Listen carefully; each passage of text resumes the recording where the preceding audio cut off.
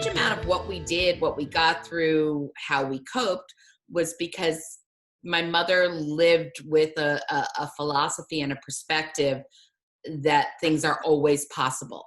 You may not always know what the answer is. You don't need to know the answer to know that something's possible. Yeah. You need to know that it's possible in order to find the answer. Yeah. You know, and that was kind of her perspective and her approach to life. She was married in the 60s. She wanted to be an artist. She wanted to be a wife. She wanted to entertain and garden and paint. That's, you know, the aspiration she had. And that wasn't the life that she got. And as a result, she started organizing in her community in the early 70s. She met a local politician going to the subway one day. And he said, you know, something campaigny, like, you know, how can I have your support? And she turned around and said, well, what are we going to do about childcare? And this is, you know, in the 70s, before daycare centers were a thing.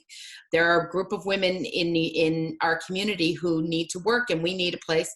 And she enlisted his help, and they founded the Cinnamon Tree Daycare Center in Riverdale. My mom was always creative. She's passionate about art and color and design, and just loved it, loved gardening, loved working with flowers, doing all of those sorts of things. She also loved cooking. But more than that, and this is, so anything that I do with any skill level in these arenas are all things I inherited from her. But more than that, she loved combining all of these components together with a sense of hospitality, with a sense of setting the tone and the space in which beautiful things can happen. Community involvement and civic engagement is something that's always been fundamental to the way my mom operated, and it's something that was handed down to me. A passion for politics, a passion for justice, for helping people who are in need, including ourselves often, and organizing and marrying that with the commitment to always finding what's possible and always finding a way to make something happen, make something workable, instead of you know, looking at the reasons why not. Those two things just became part of my core. And in our life, you know, as I mentioned, my mom, single parent, no money. So we faced a lot of really hard, challenging things.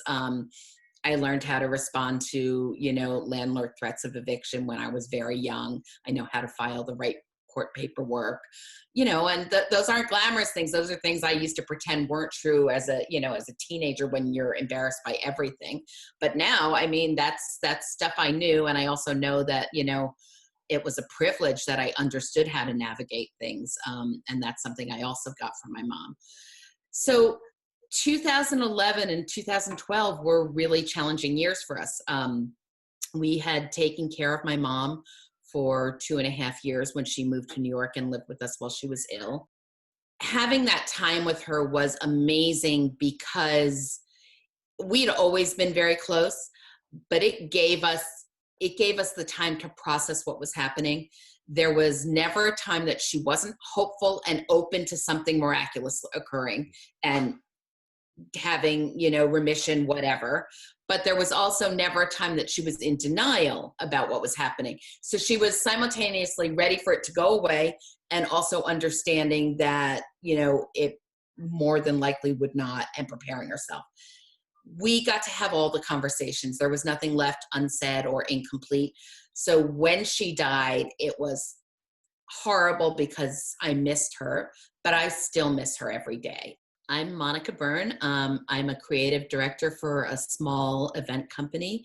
I live in Hudson, New York, and Germantown, New York.